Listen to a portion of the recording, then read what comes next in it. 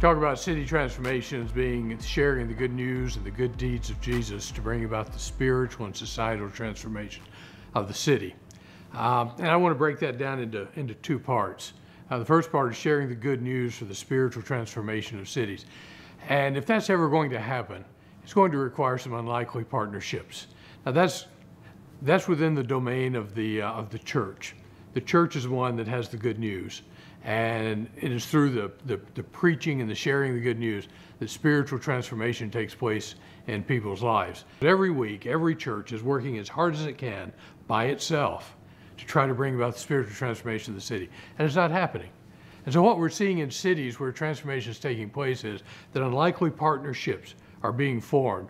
Churches across denominational and theological lines are coming together around what they share in common.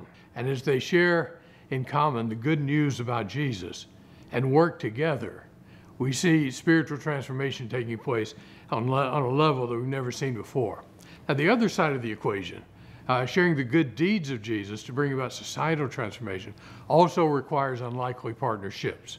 One of the things that you discover when you start moving out into the city is that the church is not the only people in the city that care about other people.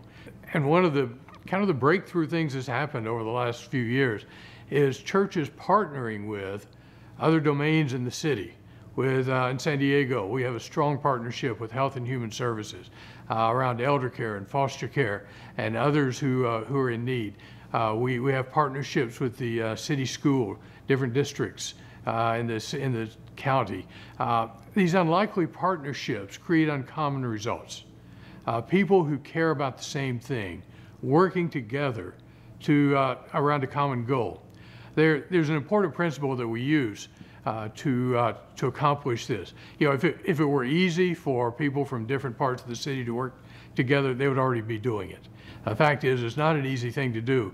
And one of the reasons is that people don't understand the underlying principle. There's two ways to organize people together. One is what we call our bounded set. A bounded set is represented by a circle. And the question that's asked in a bounded set is, do you believe like I believe? And there are only two arrows. If you believe like I believe, you're in the circle. If you don't believe like I believe, you're outside of the circle.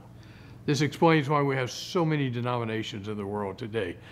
Because if a group of people who believe nearly everything the same discover, oh, I didn't know you believe that, they go and form what? Another bounded set. It's the reason different domains of the city do not work together, because they don't agree on everything. But there's a different way of organizing, and that's what we call a centered set. Centered set is represented by a dot, not a circle, but a dot. And it asks a different question. The question is not, do you believe like I believe? The question is, do you care about what I care about? And if you do, we can work together around that common concern.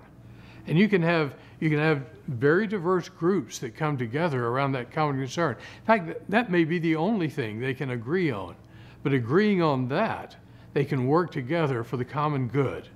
And so what happens in city movements is that there are dozens and there could be hundreds of centered sets. And they can be almost anything. A centered set could be church planting. A centered set could be caring for abused women. A centered set could be working with foster care. A centered set could be caring for the homeless. And the way that releases people is that everybody doesn't have to care about everything.